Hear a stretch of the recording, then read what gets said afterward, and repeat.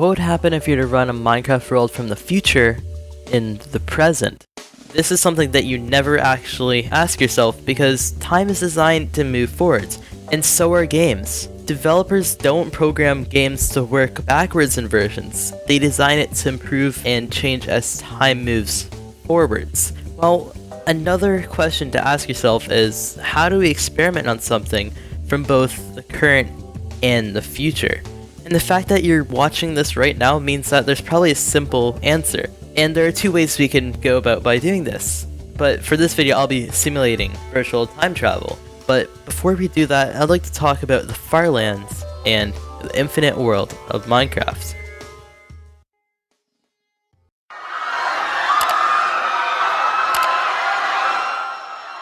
February 27th, 2010. A deadly earthquake takes place on the coast of Chile, wrecking everything in its proximity. 525 confirmed dead, 25 missing, never to be seen again. Also, Minecraft's Infdev is now released. This is a big day for the future of Minecraft, because worlds were now infinite. This would be the feature that makes Minecraft the game it is today. You sit down at your PC, download the new update, boot it up, and start walking. Minecraft's infinite now, but surely it can't keep on going on like this forever. Kurjamak has been walking through Minecraft, searching for this border, this final region, for 8 years. But the game generates forever, and that's what everyone thought, and it's technically true, but that's not the case, as many might be familiar with the Firelands, the end to a virtually infinite world. And there's a reason I say virtually. That's because in a virtual machine, the computer can't continue going on for infinity. The math behind it is quite complicated, but a 32-bit software can't handle numbers above 2,147,483,647. Because of this, once an equation handles numbers that large, it does some really weird stuff with rounding.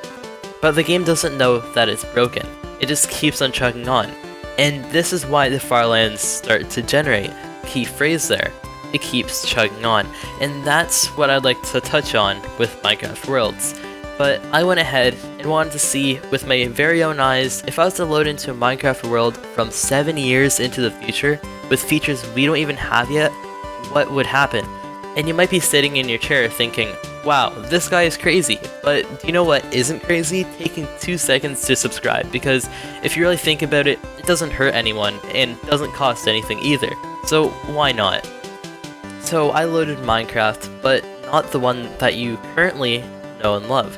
No, this was Minecraft 1.8, and I'll tell you why in a second. It's because I'm not a time traveler, so to see what happens, I created a world in 1.16, then loaded it in 1.8 to see what occurs between versions separated by 7 years. And the results weren't what I expected. And the reason to this won't actually paint our full picture, but I think I have an idea as to why. When you load into a world in 1.8 that actually wasn't from 1.8, it doesn't know what to do, and it completely paints over it with previous world generation code. But once we boot it back up in 1.16, it pulls a full 180.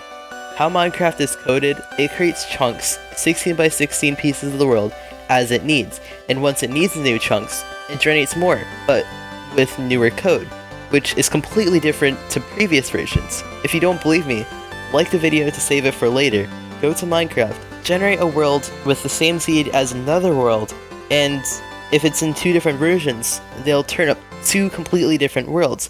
So why doesn't this paint our full picture?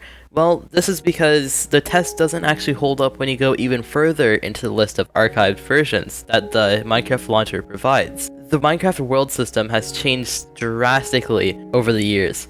This is because over newer versions, they need to be able to support newer features. And if the current world system can't support it, Mojang will just end up updating it with a completely new set of code.